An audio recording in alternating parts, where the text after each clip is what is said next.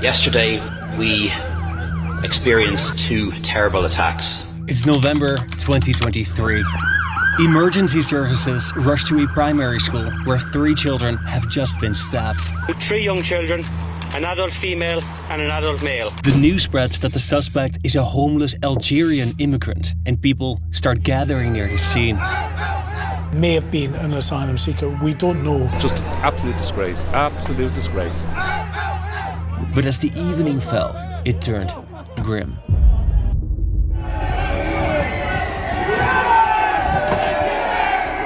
This is an unusual sight for Ireland. Some people decided that the best way to respond to this terrible attack was to take to the streets of Dublin, burn our city, attack its businesses, and assault our Gardaí.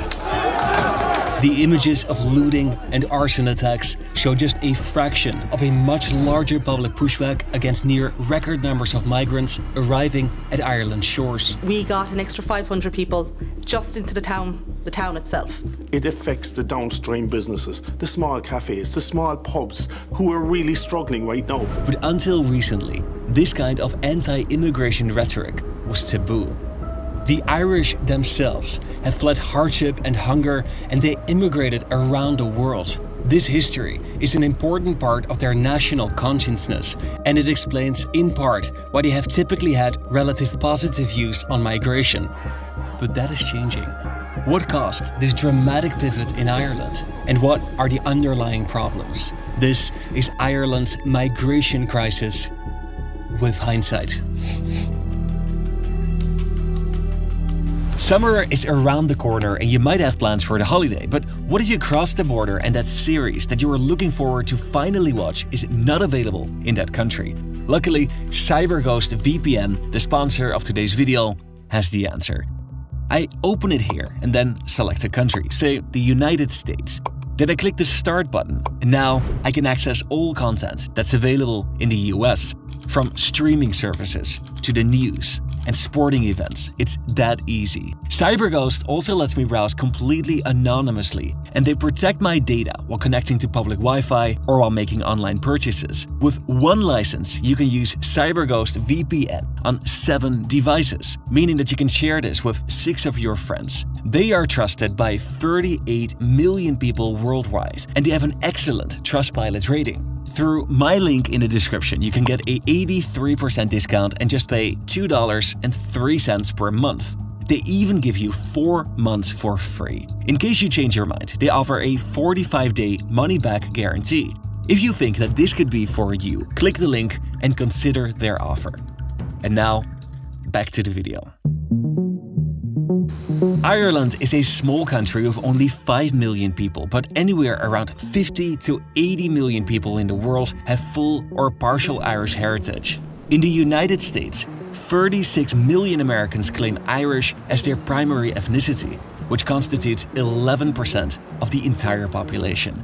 Famous Irish Americans include Henry Ford, Kurt Cobain, and John F. Kennedy. But in Canada, this percentage is even higher, with 14% of the population having Irish ancestry. And Australia tops it off, with 30% of their population, or 7 million people, being of Irish descent. The Irish diaspora is the reason why Gaelic games are played around the world, and why the Chicago River turns green every March. In the mid-1800s, the Irish population was much larger and peaked at 8.5 million people. But a disaster was about to happen. A type of fungus was causing potato crops to fail across Europe. And in Ireland, this led to an unparalleled food crisis. It lasted 4 years and drove Ireland into a nightmare of hunger and disease. 1 million people died of starvation, and another 1 million left the country. By 1900, the Irish population had nearly halved to 4.4 million people, and by this time, 40% of all Irish-born people were living abroad. Ireland didn't industrialize as fast as other Western European countries, and in the first decades of the 20th century, they were still largely an agrarian society. Between 1949 and 1956, their real national income rose by only 8%, whereas the average European increase was 40%. The Irish population now counts at only 3 million people, and nearly 500,000 of them left the country to find work abroad. Most countries send out oil or iron, steel or gold, but Ireland has had only one export, and that's been people. But this was about to change. This image of Ireland as a relatively undeveloped country stands in sharp contrast with the image you might have of Ireland today. In the 1990s, a period of economic boom started. Just look at this chart. This is the GDP of the UK, and this is that of Ireland until 1990. That's when a shift occurred. Ireland began growing rapidly, and by 2018, they had a GDP per capita of over $60,000, much higher than the UK's $38,000. They transformed from a relatively poor country by Western European standards into one of the world's richest. Ireland's quality of life drastically increased, and in 2005, they ranked number 1 in The Economist's Quality of Life Index, above Switzerland and Norway. This impressive economic growth was mostly fueled by direct foreign investment. Dublin's city centre now boasts gleaming new office towers, and marquee tech giants like Google and Apple have established massive European headquarters in Ireland. But statistics can be deceiving. A publication from the IMF this year placed Ireland as the country with the second highest GDP per capita in the world, only behind Luxembourg, with well over $100,000. But their average income, in reality, is closer to $48,000. So Ireland's prosperity is not as rosy as these statistics make it out to be, but they were now one of Europe's most prosperous nations, and this led to a historic reversal. Now, the number of people seeking refugee status has increased dramatically in the last few years, and now the facilities put in place to deal with them are just unable to cope. If we have room for them, take them, because they're hungry and they're afraid. For centuries, Ireland had more people moving out of their country than that there were coming in. But their economic growth and their welcoming attitude made them a popular destination.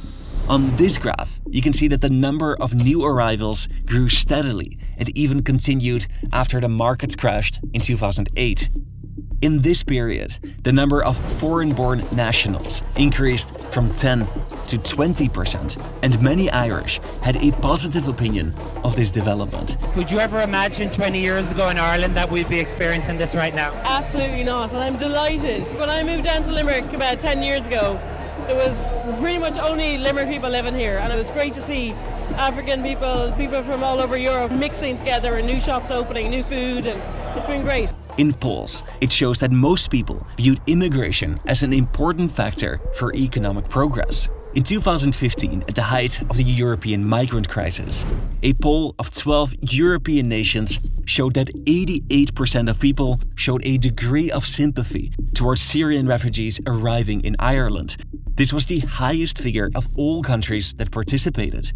Most people agreed with the government spending to help these refugees. To show our solidarity with the refugee movement, to welcome people to our country. We would really like the government to take action on bringing far more than 4,000. We can take more than 4,000. And 2/3 of the population wasn't concerned that these refugees were putting extra pressure on public services like education, health, and housing. But in 2022 and 2023, the number of new arrivals became the highest in years. Last year, 140,000 immigrants arrived, of which 42,000 came from Ukraine. Ireland has taken in more than 25,000 Ukrainians, and many local communities are happy to have them. We look after approximately 500 Ukrainians in the Fingal area. Generosity and hospitality. Ireland has taken in 41,000 Ukrainians already. There weren't enough mattresses or airbeds. A tent village installed at an Irish army base after the country officially ran out of state accommodation. A similar facility nearby is at capacity. This one will open soon for almost 1,000 Ukrainians. Since Russia's invasion, a total of 100,000 Ukrainian refugees have arrived in Ireland. which is amongst the highest per capita in the EU. It had long been a taboo to speak negatively about these immigrants, but the arrival of large numbers of Ukrainians in 2022 caused this to change. We were just under 1,000 people, and we got an extra 500 people just into the town itself. We have 40% of our accommodation is gone. We have the same issues. We lost all of our hotels. Tourism was our bread and butter in Carsavine. If you take 40% of the spend power off the streets, it affects the downstream businesses, the small cafes, the small pubs, the small restaurants. Our town is affected, our businesses are affected. But equally, immigrants are struggling people that need a place to live, like many Irish did in previous generations. It's not their fault. They didn't make the decisions. They weren't the ones that didn't come consult with the community. That year, only 4% of people felt that immigration was a concern. But 1 year later, that number had risen to 29%, making it the largest issue amongst voters, followed by housing and healthcare. And it's important to understand that all these issues are connected. There's a massive shortage of housing. They need 250,000 more homes, and homelessness is at a record high.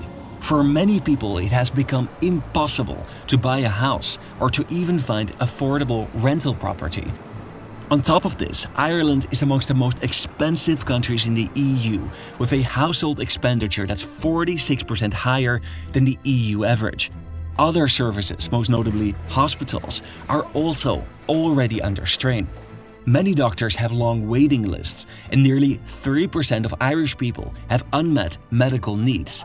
Small towns are overwhelmed by migrants, adding to a feeling of insecurity. So you have groups of 10 and 15 IPAs standing around in groups. Now, let it be said, if that was 10 or 15 Irish men standing around in groups, I would be intimidated. But when you're walking past a group of men and they're saying something to you in a different language and you don't know what they're saying, it's very, very intimidating. In Dublin, 10 cities have sprung across the city due to a lack of available accommodation, and people are now taking to the streets to demand action from their representatives. Much of this public pushback was civilized and peaceful, but some people chose another way.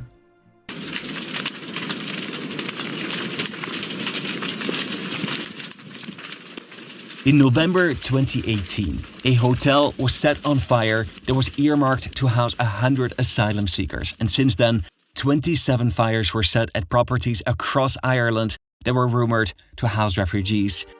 Most of those happened after November 2023.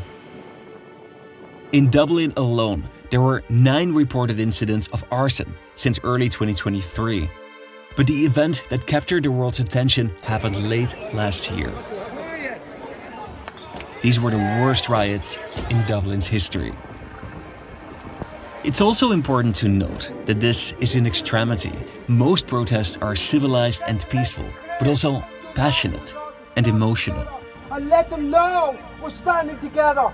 Immigration is likely to play a significant role in the national elections that are held in the first months of 2025. And this has never happened before in Irish history. The Irish government has failed to address some of the root causes of these tensions, like the shortage of housing and the rise of living expenses. And they are now facing the uncomfortable truth that their acceptance of migrant communities, which is so deeply rooted in their national identity, has limits. But migrants are also necessary. This graph shows the talent shortages in Ireland from 2010 to 2023. And you can see that last year, 81% of employers had difficulty finding skilled talent. In the Irish healthcare system, 43% of physicians are trained in foreign countries.